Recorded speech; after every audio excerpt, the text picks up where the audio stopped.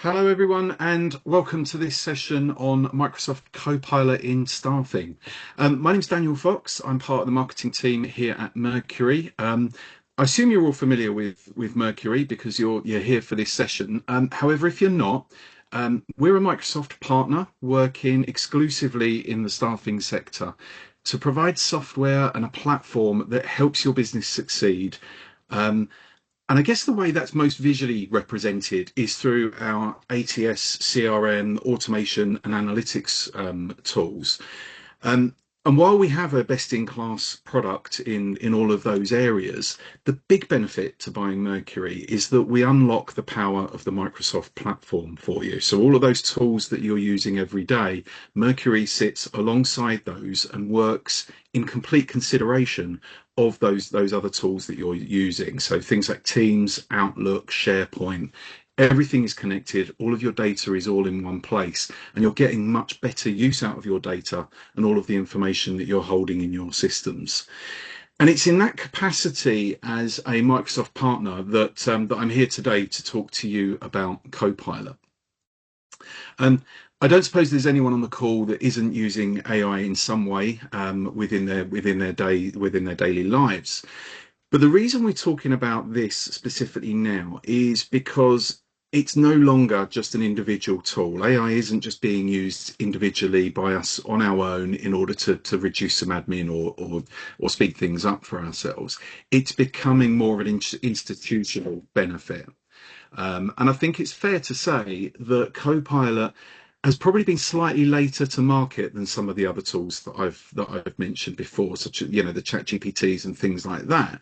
But it's certainly reached a level of maturity now where its impact is far greater than some of the other tools that are out there, and that's really what we want to explore today. So I'm going to talk about the Copilot family, and then we're going to look very closely at the main sort of Microsoft 365 Copilot in far more detail. We'll start on the left-hand side with Microsoft Chat. And the way I think about this is it helps you think. We're all used to AI tools, whether it's Copilot itself, whether it's ChatGPT, Perplexity, Claude, a lot of these other things, where you can, very simple interface, you can go on, you ask it a question, and it will generate an answer for you, or it will generate some text for you, or perhaps create an image. That is available free, if that's the right word, as part of your Microsoft license already. So Microsoft, if you've got any kind of Microsoft license, you will get that chat um, experience as part of your existing license fee. So we've all got access to that. The next stage is Microsoft Copilot, the paid for license. Now, this is where which we call here Help Me Work. Because it's connected to the rest of your desktop, it can look at your applications that you're using. So it's present in PowerPoint, in Excel, in Word, and it works alongside any of the other tools that you're using. So it can see what's going on with your Outlook calendar, with the emails that you've sent, with your Teams conversations.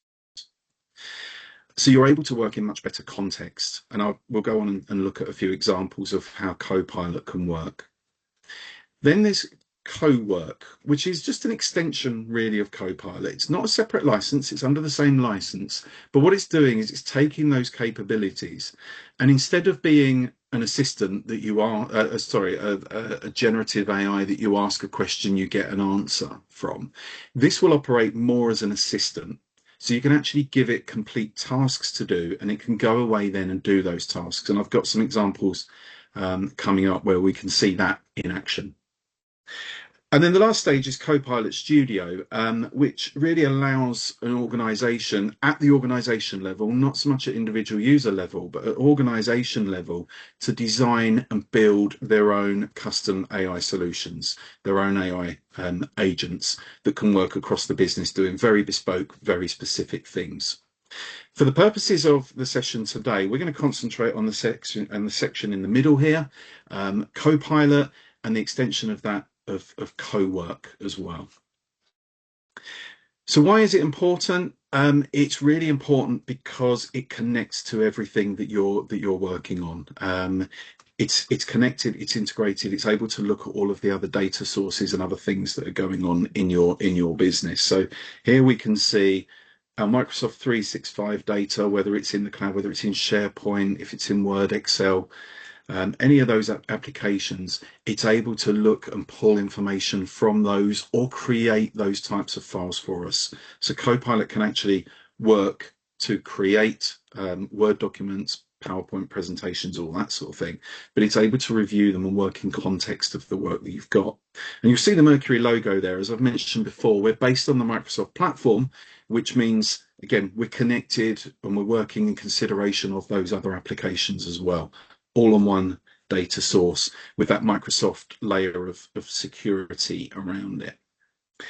And that Microsoft layer of security is a really important point.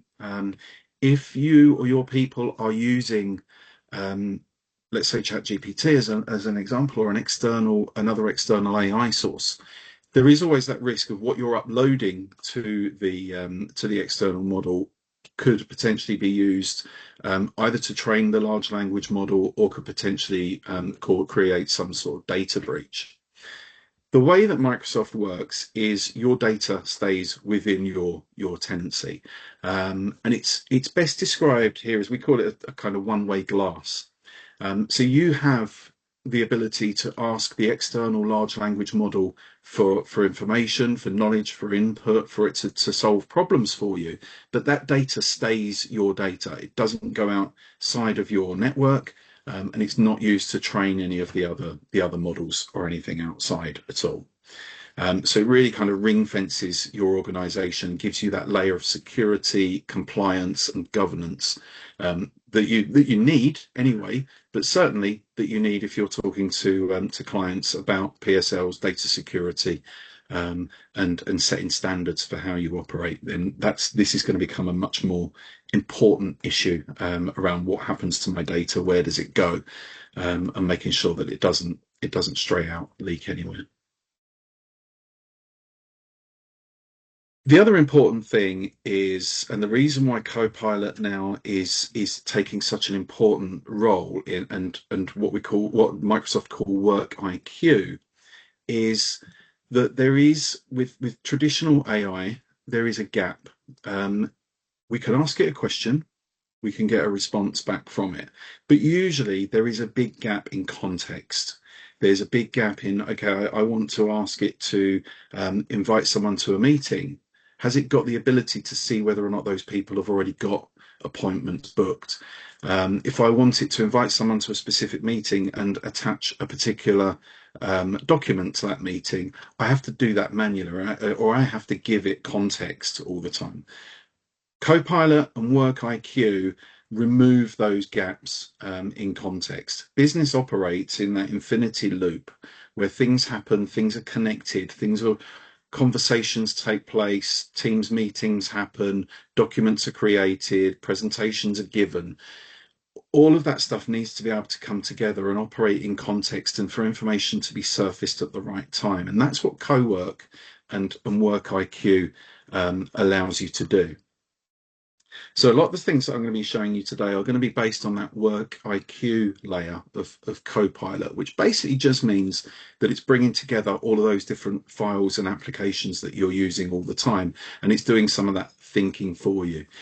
It's a great way of covering up either those knowledge gaps or those things that you've just forgotten about, or those files that have been, that it wasn't used for the last 6 months, and actually Work IQ will pick that up and bring that back out when you need it.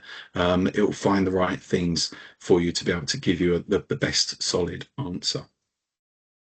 So the biggest thing, and again, it's a big benefit of the Microsoft platform, everything is connected, everything is working as one, and every application is working in consideration of the other applications around it. So we're going to take a look at some of the Copilot things in action. One thing what I've done on here in some of these scenarios, I'm going to show you live. We'll do it live. Some of the other things just take a little bit longer to action, and that's one thing that I would really, if you're going to take things away from this session today, that's one of the first things I would think about is We're used to generative AI where we ask it a question and we see the text building up in front of us, we see that answer developing. With co-work, it's using all of the data in your system. It's going off and it's pulling information and it's taking longer to come up with that answer. And that shouldn't be a problem. I think we need to break that habit of sitting in front of our systems now and waiting for the answer to appear. Use that time to do something else. Set the Copilot a task, go away, have a cup of coffee, make a phone call, call a client, whatever it might be. Do something else while Copilot does that work for you. There's really no point in sitting and waiting for it to happen. If some of these tasks are going to take 10 or 15 minutes to run. Um, and that's why on some of these things that we're going to do through this session today, I've pre-recorded them just so that we can speed that video up. So everything you're about to see is real. You'll see where we've sped up the video. You'll be able to see all of that, but it's simply to cut that waiting time down, and hopefully make this session a little bit more interesting as a result. Um, One thing to note, and I will bring my Copilot in right now, is the version that I've recorded these in is a slightly older version, so things have changed and updated. I'm just going to go onto my Copilot now. You can see here, you might still have this. This is work and web as it used to appear. It's changed ever so slightly, and my Copilot now is taking a while to load. Here we go. Typical of a live demo. It's going to take a little while to go, but let's go into new chat.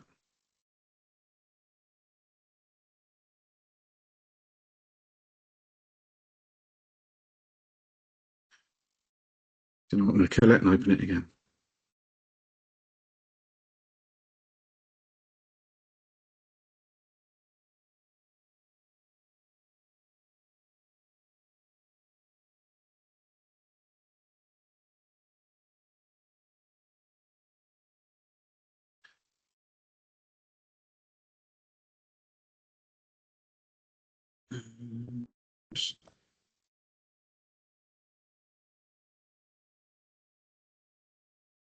Okay, I might have to come back to that because it doesn't seem to want to work over the top of my PowerPoint deck.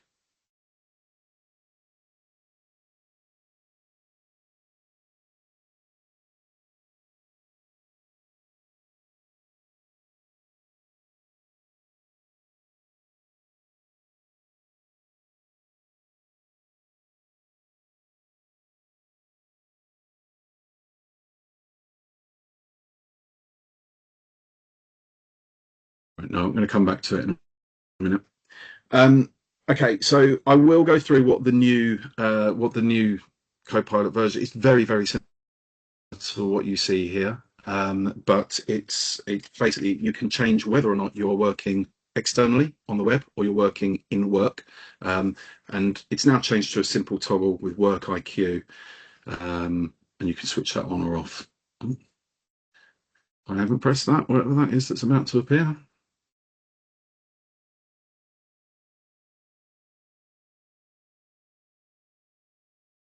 Okay, we will continue.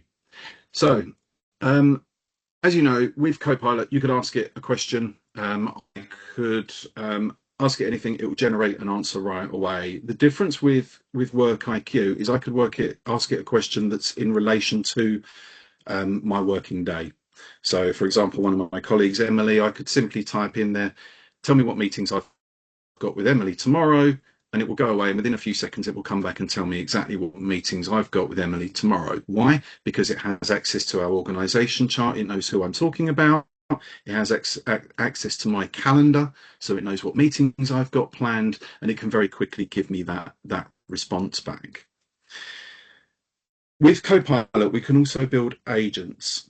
So rather than having to each time go in and ask a new question every single time, if there's tasks that we want to do a lot or a task that requires some deeper thinking, then we can set an agent to do that work for us. And Copilot actually gives us a couple of agents to begin with, which I've just highlighted there in green. It's got two. One is an analyst agent, which by its very nature allows us to analyze data, and it's built specifically to perform that function. And the other one is a research agent. So what I've done is just recorded a couple of videos here to talk through how we could use those in a real world scenario. So we're going to start off with our analyst agent. Video is going to play there. Here we go. So we're going to go in and select our analyst agent there. We're going to build, we're going to ask it to analyze a piece of data. Now, actually, I tell you what, I'm going to this for a second and just show you the data that this is looking at. So I've got some dummy data on a spreadsheet, and this is typical of what you might be able to export from your CRM. We've got placement ID here. We've got the name of our consultants. We've got the name of the candidates that we've placed, the date that we took the brief, the date that we made the placement. We've got some salary information. We've got the revenue that was generated off of making those placements, dates we sent out the invoice, and the date that the payment was made, the actual date that the client paid us against the invoice. So we've got, 9 columns of data there. And this is all placement data, so there's quite a lot of it. There is about 700, I think, 735 lines of data. All right, so what we're going to do now is we're going to ask our Copilot agent to analyze this data. All right, so 9 columns, 700 rows of data. No simple task, but we set our Copilot off to do it. Now, it works in context of the work, so we can upload our spreadsheet that you've just seen there. So I'm going to point it to that spreadsheet. There's a dummy recruitment data.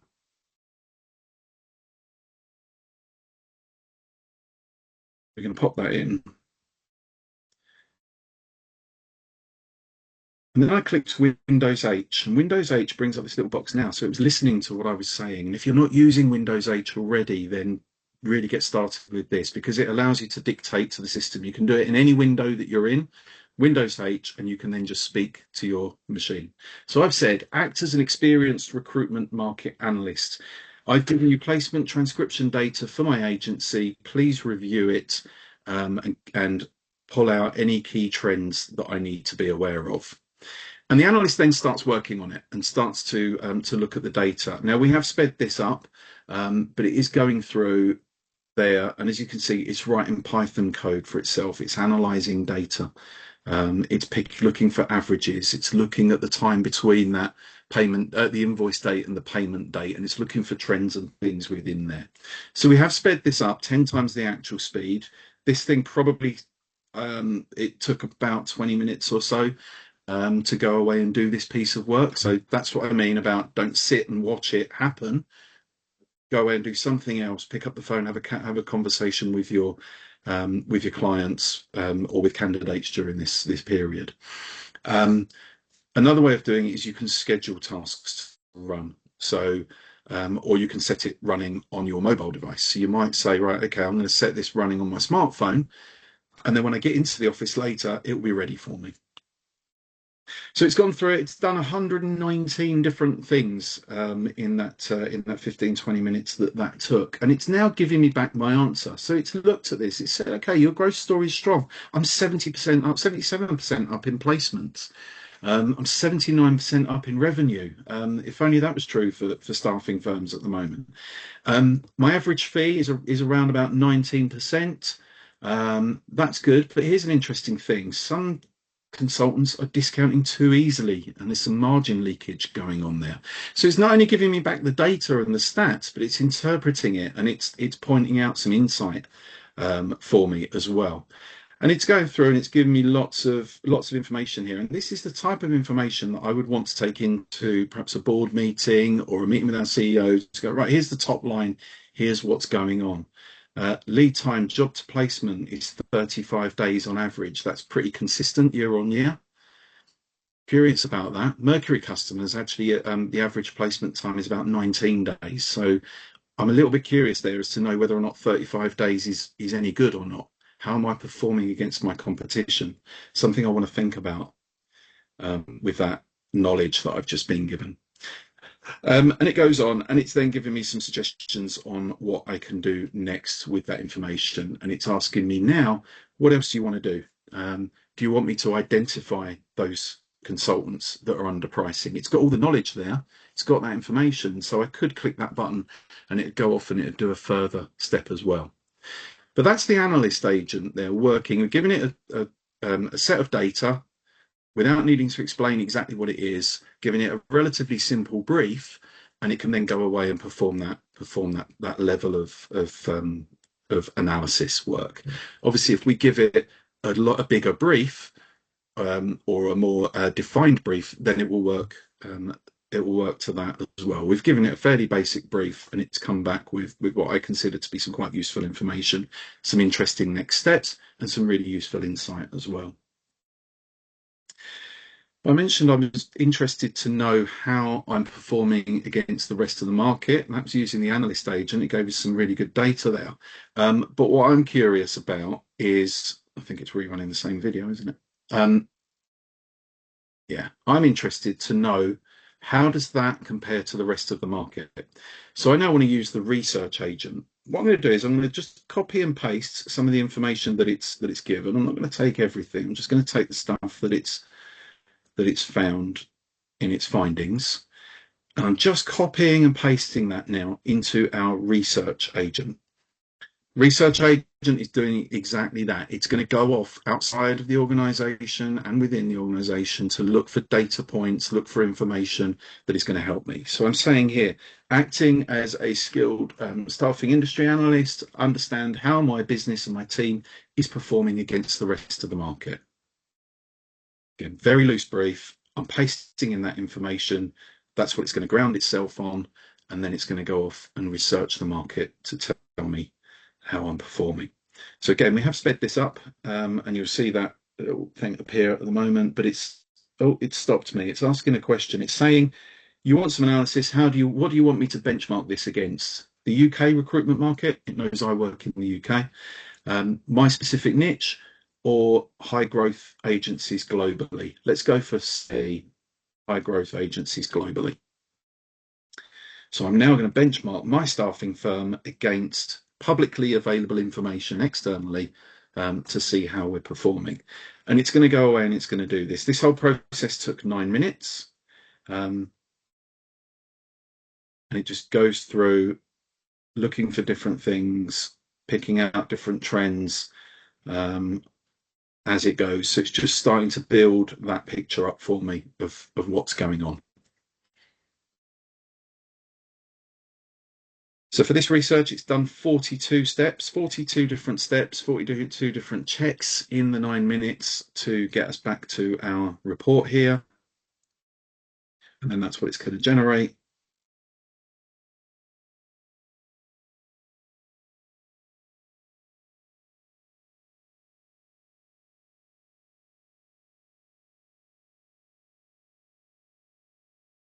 And here it is. So we now have our report.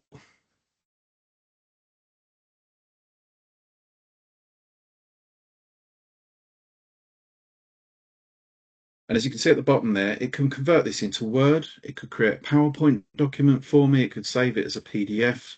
There's various things that we could do with this report if we want to. I'm just going to go in and have a look at it. But as you can see, there's an 8 sort of chapter report here that it's produced with this information. So your recruitment business has delivered exceptional volume-led growth. Placements have increased. So it's picking out the data that we gave it. But then it's also then having a look at how we've performed against the rest of the market here. So look, it's pulled out a few key things. My placement growth is 77%. UK recruitment activity fell 5% in that time. So I'm vastly outperforming the market, or at least my dummy data is. My time to fill was 35 days. The average is 36 to 42. So I'm actually performing well against the rest of the market. Maybe not so well against some Mercury clients, but we're performing well against the rest of the market. And it's now giving me a full report here that I think I could put that in front of our board, in front of investors, and potentially turn it into other other material and other assets as well. There's a lot going on there. It certainly gives you a fantastic starting point, but if anything, you might want to edit it down in order to have less information in there. But there is, as you can see now, a full 8-page section, 8-page report here, including, yep, some next steps. So it's giving me, again, advice on what I can do to improve individual people's productivity, improve our overall strength as an organization, maybe through processes or whatever. And yet, as I mentioned there, I can turn this into any number of different assets or materials that I might need, depending on what I want to do. So that's the analyst and the researcher. During that session, my Copilot suddenly came back to life. So I'm going to do this a little bit backwards, but this is what the new design of Copilot looks like. Previously, I will show you it very quickly. Previously, the old design had the icon here for work or web, so I could toggle between those two. The new design has the same functionality, it's just presented in a slightly different way, with Work IQ, it's now called. So I can toggle this button on or off, depending on the problem that I'm trying to solve or the thing that I'm trying to do. So, for example, if I want to ask it, yeah, what did I say earlier? What meetings do I have with Emily tomorrow?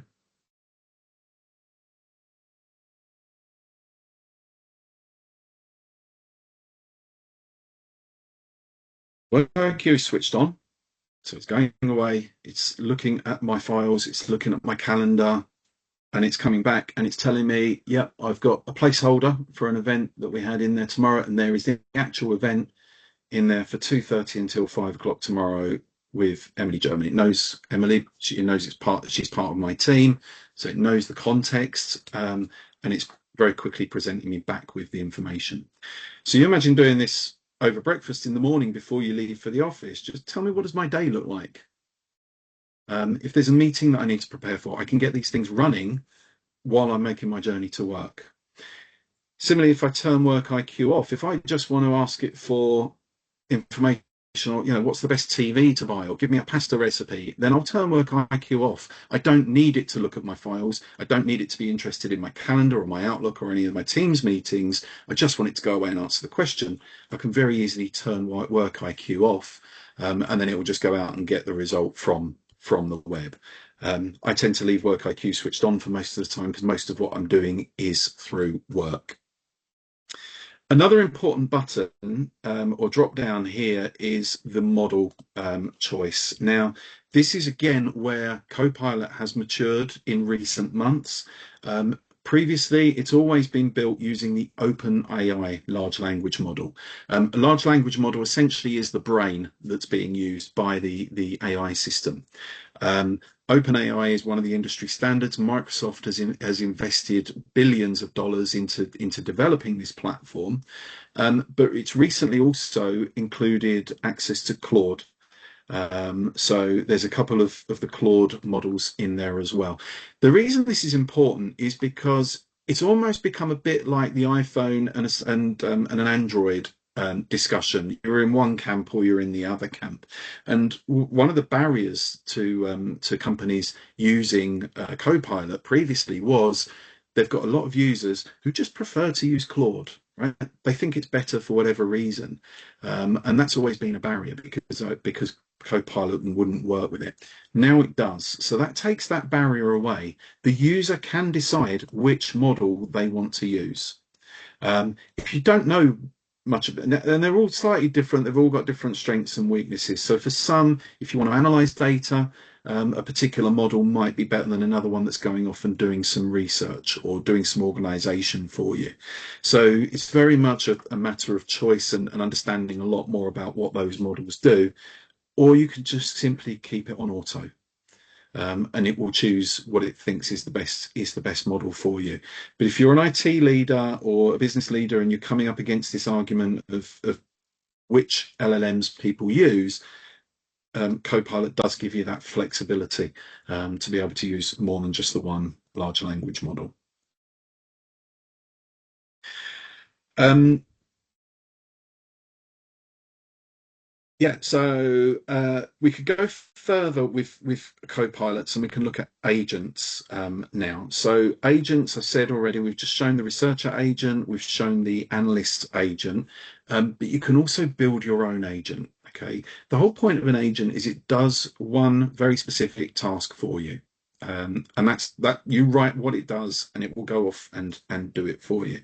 So what we're going to do is we're going to go off and we're going to do um, another bit of analysis work on some more data, but we're going to build an agent that's going to be able to do that for us. So let me just drag that out of the way, and then we'll jump onto our next slide. So if we were to go into new agent, this actually allows you to program one and build one out yourself. So let's have a look at this this video while we do that.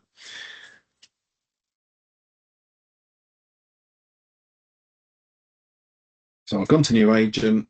I'm going to jump straight into skip to configure. What I could do is just describe the agent that I want to create and keep it nice and simple. For the purposes of this, I've gone to the to be able to see the agent being configured because it just makes it a bit more interesting so you can see what's going on behind the scenes and how we're going to capture that. So again, I've just get rid of that. There we go. I've used Windows 8 and I've said I want you to analyze and report on my staffing agency's monthly placements and revenue performance using the data exclusively specified in the Excel file stored on my OneDrive. I've asked it to compare the data to external trends and write me a 2-page CFO report in a Word document and to include some graphs and charts. So this is a typical sort of thing that we might need to do. Okay, I've got a load of data. I need to be able to analyze that data and give my CFO a report. I probably need to do that on a monthly basis. So I don't want to have to go in and reinvent the wheel every time. I certainly don't want to do that work myself. I don't want to have to go in every month and write a new prompt. So if I build an agent for it, all I have to do each month is trigger that agent to run, or indeed I could schedule that agent to run for me. So what this is now going away and doing is it's understanding what it wants to do. So this isn't analyzing the report for me. This is building the tool that will analyze the report for me. So here it's giving it a purpose. It's analyzing the agency's monthly placements and revenue. It looked like it's asked me a question here. Oh yeah, where am I going to get the information from? So I need to give it the location of the file. I'll do that in just a second. But here we go. It's asking me, or it's telling me what it's going to do. It's going to maintain a professional, analytic, and concise tone throughout the report. Absolutely, this is going to my CFO. I want it to restrict the output to agency data. I don't want it to go away and hallucinate. I don't want it to go to the web and try and pull other agencies' data in. I just want my data. It then very clear instructions on the steps that it needs to do and what to do if anything goes wrong. So if for any reason it can't find the file, what's it going to return to me? I don't want it to run off and make an answer up. I can point it to the right file that I want. And there's my dummy recruitment placement data. So I'm going to point it at that information. I only want to use that specified source. I don't want it to go off and search all websites. The data's there, that's all it has to work with. So I've got complete control over where this agent is going to look for the data from now on. I can customize it. The reason you might want to customize it is if you share this agent with other people, you might want to give it a cute little icon. We certainly want to give it a good name that people can use. And then I go ahead and just create the agent.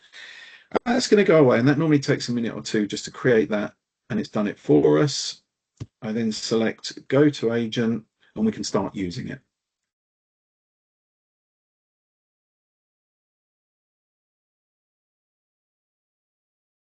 So here is our agent, and I'm just saying, please run the report. Bearing in mind, I've already told it where the data is. I've already told it what to do. So it then starts running the report for me. And again, I think we've sped this part of the sequence up.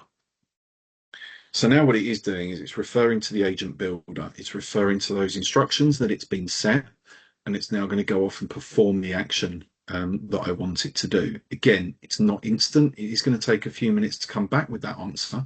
But bearing in mind, what I've asked it to do is analyze a month's worth of data, find the trends, find how we're performing, and then put that into a Word document as well. This is a job that could probably take about 2 hours to do. The agent here is running this in about 5 minutes. And it's telling me exactly what I've done. I've analyzed all the placements in the file, so I can check that it's the right one. It's telling me what it's found. It's given me a few top line pieces of information there, and it's given me a link there to be able to download the report, which I will do. So if I then go into that, I ask for a Word document. Here is my Word document. And it's got my basic CFO summary. So there we are with the top line numbers. And then if I scroll down, it should have the rest of the report there. I asked for some graphics and some charts and graphs and things in there as well. So that's what it's done. Now, bearing in mind with this, I wasn't very specific about what information I wanted it to report on. I didn't say exactly what type of graphs or charts. I could have said I want a pie chart for this. I want a line graph for that. I want you to have this as the X and Y axis. I could have gone into much more detail just for the purposes of this demo. I've just asked it to do its own thing, but it's taken the kind of information that you would want. You want to see who your best performers are. You want to see what your revenue is per consultant or per desk. And so on. It's pulled all of that information together, and it's done it in 5 minutes. So I've now got my CFO report ready for me. I haven't had to do anything more than write that prompt. But next month, I don't have to do anything more than just say, run the report, and it will take the latest data and it will be able to run that for me. So really nice way of using those agents on a regular basis. We use them a lot internally ourselves. We've got agents, I've built quite a few of these things to do various things. Let's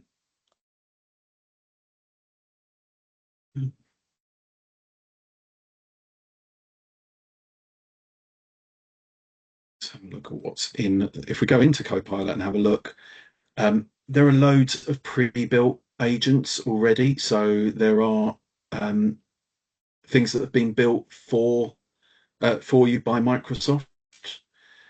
So to help you in planner, things that can help you plan your day.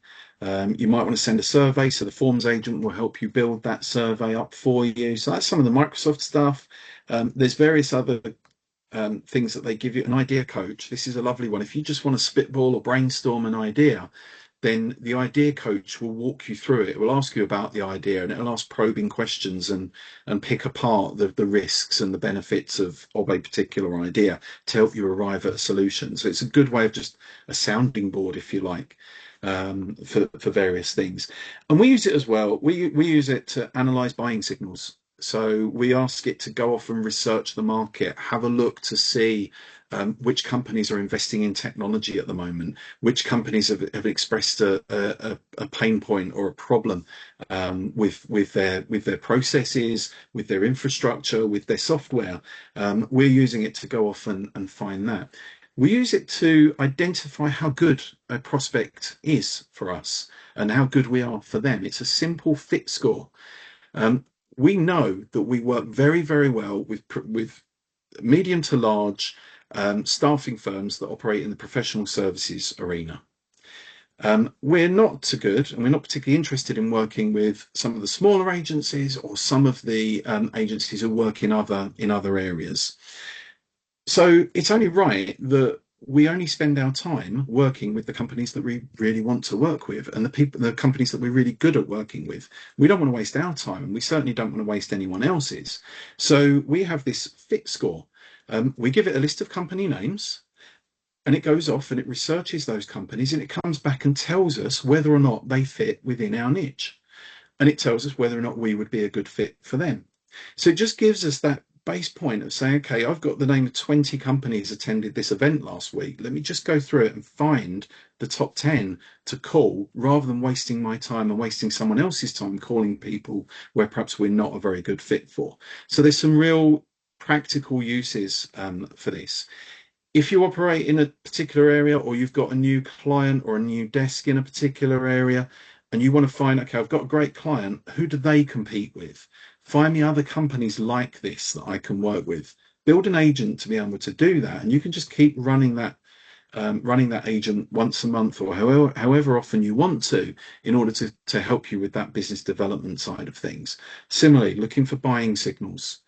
Um, Point it at some of the bulletin boards or some of the other sources where this information might reside, and it can start to extract that and tell you what's going on in the market. And so we're using these agents quite a lot for that research piece. And it just means that our sales team then are armed with the right information and they're not wasting a prospect's time trying to talk to them about something they're just not going to be interested in. I mentioned how Copilot works across and in respect of all of your other applications. You will see Copilot in Word. You will either see the Copilot logo up in the top corner here, or it's just started to appear down in the bottom right-hand side of your systems. I got Word open. I haven't got Word open at the moment. I'll show you it in Excel in a moment. But go and use it, play with it. It's there already. For most of you, there is the chat version you can go away and have a look at. If you have got the paid for version already, start using it. It's great for getting you off the start line, creating first drafts of things, summarizing documents, changing formats for things. I showed that example of the CFO report earlier. If I'd given it our template to use, it would have looked a lot nicer and been in the Mercury style, right fonts, letter size, font sizes, all that sort of thing. So you can do much more with it and get it to do a lot more for you in Word. You can get it to create PowerPoints for you. That CFO report, I could click that button and just say, go away and create me a PowerPoint deck, and it will go away and do that. Again, if you point it to your templates as well, it would do it in your style. So again, just getting that initial work done for you, and quite often giving you a fully finished product as part of that process. And similarly in Excel, you can do some very, very complex stuff with it. I'm just going to find, let's go back here.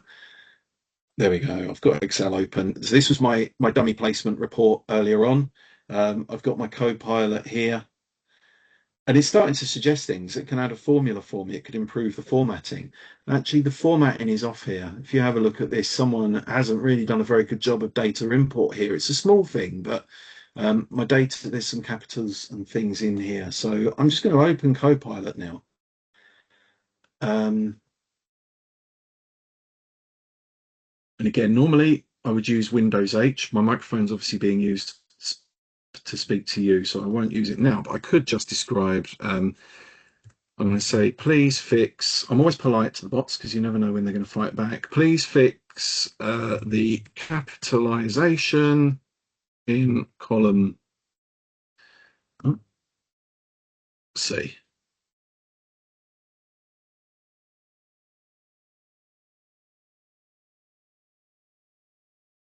And again, I could use natural language here. I could just say column C is a bit of a mess. Can you fix it? And it would go in and do the same thing. But here we are. It's just going to take a few seconds, but it's thinking about it, it's understanding what I mean. It's having a good look at that data.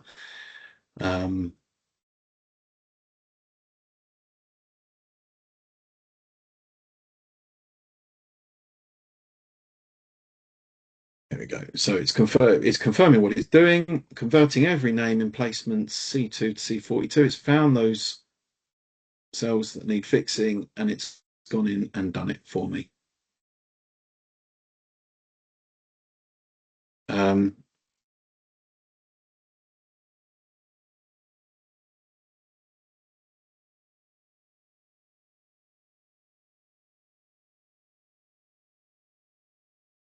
Now, so just give me a graph of my best performers.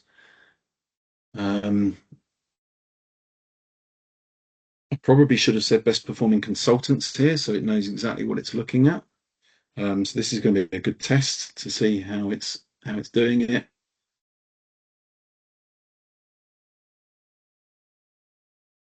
Here we go. So it's checking with me. It's saying what does best performers actually mean? Okay. I'm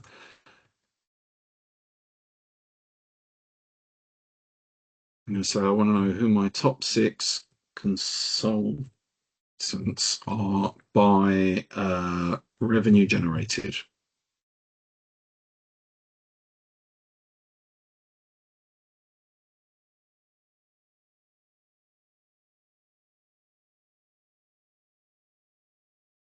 Again, my language here is awful. I've got a spelling mistake in there. I've said who are my top consultants are by revenue. I'm not being particularly slick with my prompting here or my spelling or anything.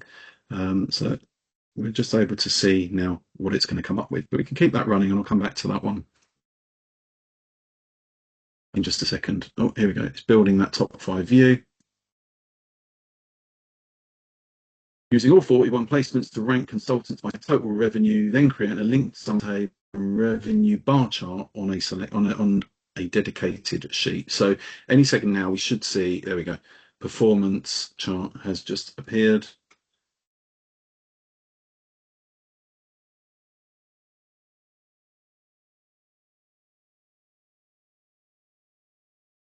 It's here rebuilding. It's probably because I tried clicking on it too early, but it will tell me when it's finished.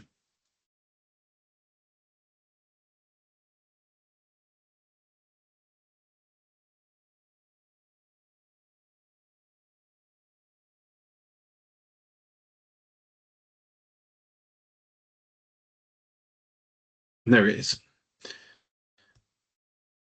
So again, without having to go off and what I've done here is a simple task. We could all just highlight their data, go and create a chart. I get that, but what I'm just trying to show you here is that this can very simply, with some very basic instructions, actually not particularly well given instructions, it's able to create that chart for me. If I wanted to create a more complex pivot table or something similar, it will be able to do that for me as well. So that icon is loitering around on your desktop down here. Click it, use it, give things a go. It's there, it's in Excel, it's in PowerPoint, it's in Word. Go and have a look at it, have a play with it. You'll be amazed at what it can achieve. There's a couple of things that I have spoken about during this session that I really want to make sure people take away with them. Windows H, as I said, any box you're in, any emails in your Outlook, in Teams, Windows H, it allows you just to speak into your microphone and it will do a very accurate not even summary, sorry, it would be a transcription of what you're saying. When you're using Copilot, if you're using Windows H, you're actually having a natural language conversation with it. You don't need to sit there on the keyboard, hunched over your desk. Just ask Copilot Windows H and just speak to it like you're speaking to an assistant. The forward slash means you can then add files. So you will get if you do a forward slash in that box, it will then bring up a list of your most recent files or the files that it thinks are most relevant. Great little shortcut to get to attach files. So that's a really nice one to use. And the other one is tell Copilot to remember things that you want it to remember. So, for example, if you always want to write your emails in a particular style, you always want to use emojis in your email, tell Copilot and tell it to remember this. It's your Copilot, it's there as your assistant, and it's working for you. So you can personalize it.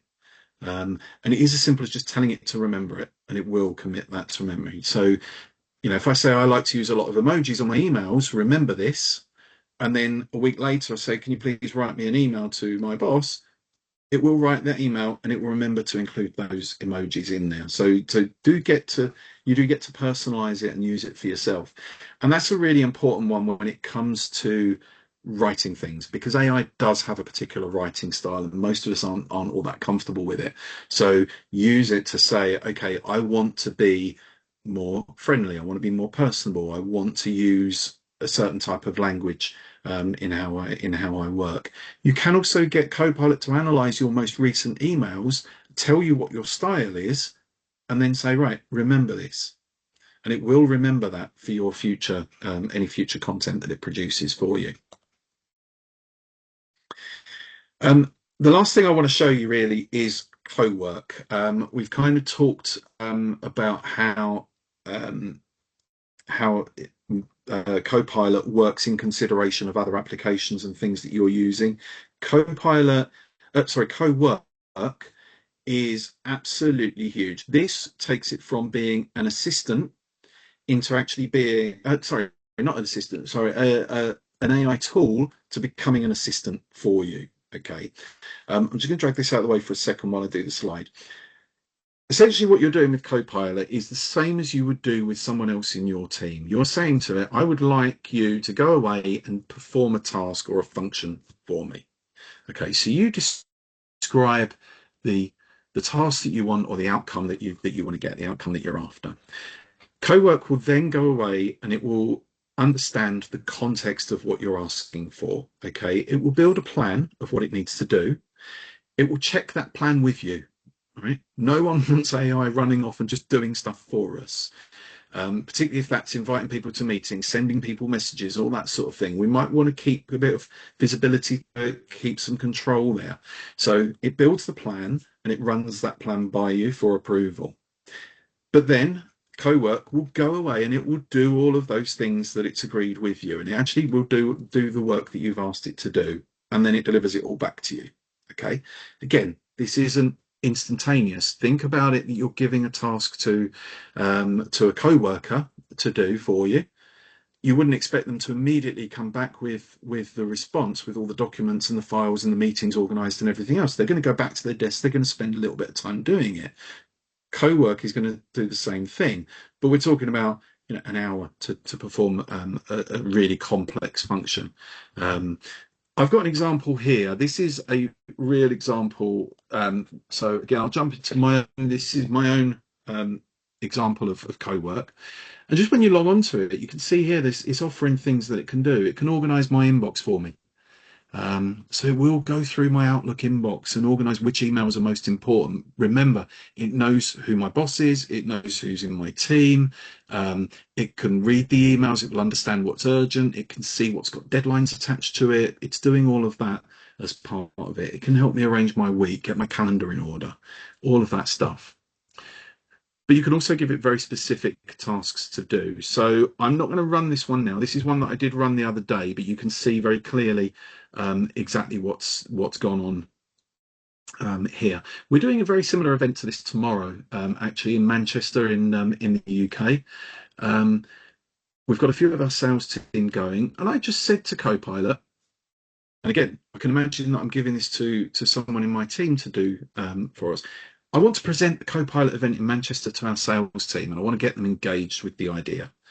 I need some market research about Copilot adoption, and I need a slide deck to talk them through the plan. Again, I've a spelling mistake in there. I need a slide deck to talk them through the plan for the day and the context of the session. Please invite Emily, Kieran, and Adam to a meeting to discuss the event on Monday or Tuesday with all the materials sent to them in advance of the meeting. And that's the type of thing you'd ask them to do. Can you go away? Can you do some research? Can you book in some meetings? Can you make sure that you put a report together? Can you put a slide deck together? And can you make sure everyone sees it before the meeting that you've arranged? Given to the assistant in a pretty sort of natural language type of term. So Copilot's going to go away and do that, and it shows you the thought process as well. So it tells me here, Daniel's asking for several things here: some market research, a slide deck. I need to coordinate a meeting. So at any point you can jump in and check what's going on here, but it's talking you through that whole thought process. And it did actually stop me quite early on this, and I'll show you the dialog box that it brought up, because I must admit I didn't give it a lot of thought at the time. I asked for Adam. It says there's a few internal people named Adam. Which one should I invite to the meeting? And all I have to do is click one of the 4 options here. All right. Interestingly, it's put Adam Peacock at the top. Why? Because he's a likely fit, given Kieran is also in sales. So it knows Adam and Kieran work together quite a lot. They've got similar sounding job titles. They spend a lot of time on the same calls, the same meetings. It knows what's going on. So it's more likely to be Adam Peacock than it is one of the other Adams. And all I need to do is just to confirm. So it's not running away and inviting the wrong people to the meeting and causing me huge embarrassment. It's stopping, it's checking in before it moves on. So I just click submit and it moves on. And sure enough, I've said Adam Peacock, right, it's now going off and it's finding that 30-minute meeting with those people. And it goes off and it sends them the calendar invite to that meeting, and it then starts working on the documentation that I mentioned. So as I said, I wanted at the end of it for them to be invited to a meeting. I also wanted them to have an email with the attachments, and it's done that whole thing for me. Hi, Emily, Kieran, Adam, ahead of our meeting on Tuesday, the 4th of August at 12. Here are the meeting things that I want you to review, and it gives a bit of a summary in there. Now, I could go in and edit this before I send it, or I can just hit send, and it's gone. I won't hit send because these are real people, it will confuse them. But I asked it to write me a report, do a bit of market research, and it's gone off and it's done that. And I can have a quick look here at the report that it's generated.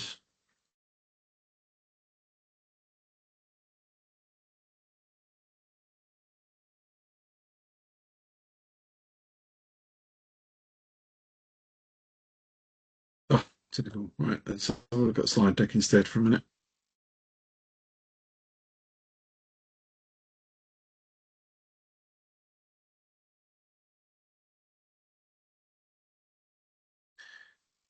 Try and do some of these things live so you're not watching videos the whole time and it backfires on me. There we go.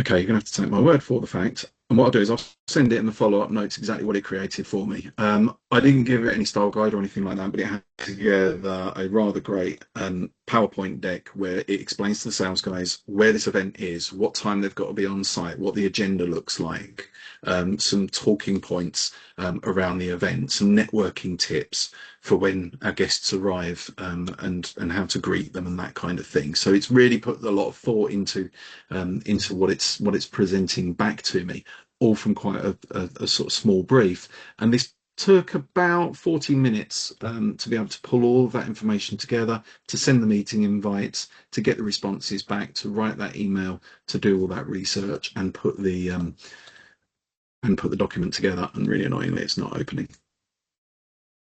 I can only apologise for that. Good old live demos. I will make sure that goes in the email that we follow up with, just so you can see the type of content that it's putting together. Okay, so we're almost there. You're probably asking, yeah, this is great, but how much? So I've included, and we will send you a copy of these slides, so you've got all of this information. This is the Microsoft pricing for Copilot. As I said, you've got 365. I call it free. You're paying for it as part of your Microsoft license already, so it's included with that. Every user has got access to that. If they're using ChatGPT, Perplexity, Claude, anything else outside of your organization, try and get them using Copilot Chat. It's all in your data, in your data tenancy. It's a much safer place to operate. But then you can upgrade to the 365 Copilot for Business. This is giving you that co-work capabilities that I've been talking about. And so there's the pricing there. Depending on what type of license you're using, the cost for that varies, but it's certainly comparable with what people are paying for other AI tools out there. But this is grounded in your data. So you're much more secure, stable, reliable, and you're getting better use out of the data that's in your system as well. Incidentally, we can, as a Microsoft partner, we can sell you those licenses. So depending on your setup as far as your IT system is concerned, your IT suppliers, if you wanted to talk to us about that, see if there's any cost saving there, then by all means, we're happy to speak to you about that. And then finally, just next actions. What should companies do? I've said the next 12 months. I think the clock's ticking much faster than that, really. get your data sorted out. Make sure that the foundations of your data, your infrastructure and everything is clean, that you haven't got lots of pockets of data. Look to consolidate your tech stack. Don't have things dotted around all over the place. If machines are going to learn from your data, it's much better if they have one or two places to learn from than 7 or 8 different places where there's going to be a lot of data conflicts um, along the way. We want to augment. We want to augment rather than replace consultants. So we're looking to make them more performant.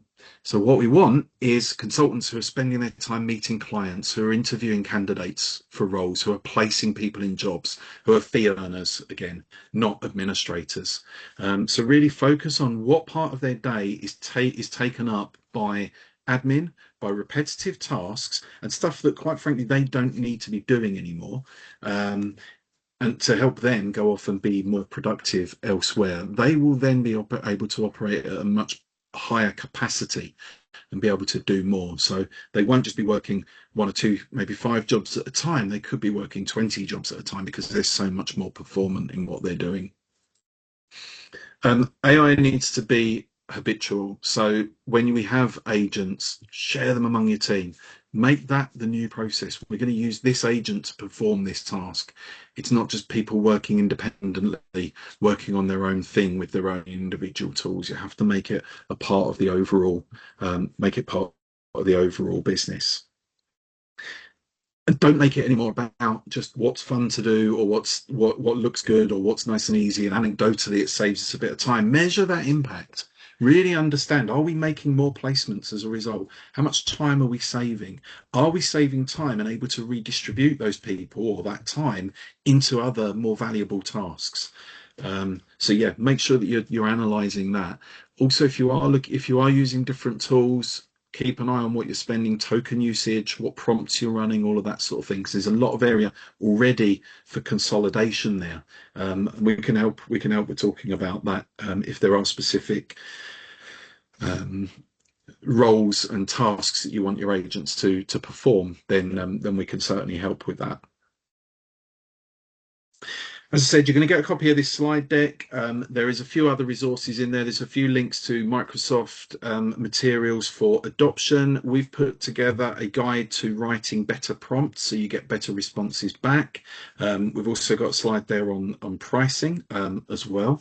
So yeah, there's a QR code. It only takes a second. Follow us on LinkedIn. We do talk about Copilot. We do talk about Microsoft a lot on our LinkedIn feed. So it's useful to keep up with that, whether or not you use us as your supplier for CRM, ATS, those tools or not.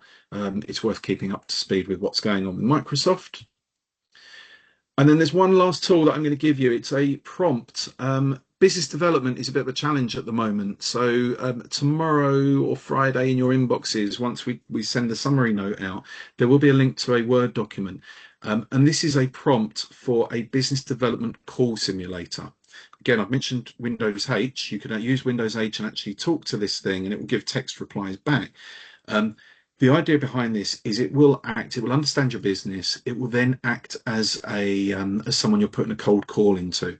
So if you've got a team of people who are doing outreach and business development work at the moment, it's going to help them with objection handling. So that's a sort of simple prompt. You can turn that into an agent easily enough, copy and paste that in, build your agent off the back of it, but it will then put in those objections that you hear, such as we're not hiring at the moment.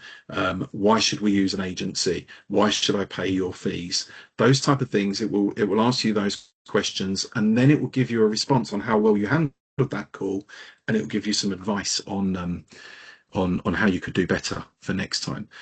So that's there. Have a play with it.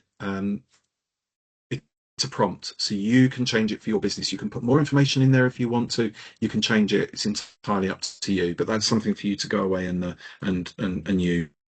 use as you wish. And then finally, if you do need any more information, by all means connect with me. My name's Daniel Fox, or speak to Chris Conrad, who's our VP of Sales in North America. That's his LinkedIn there. Again, just quickly scan that and connect with Chris. Any issues or anything you want to ask about Copilot, any more information, by all means, myself or Chris would love to help you with that.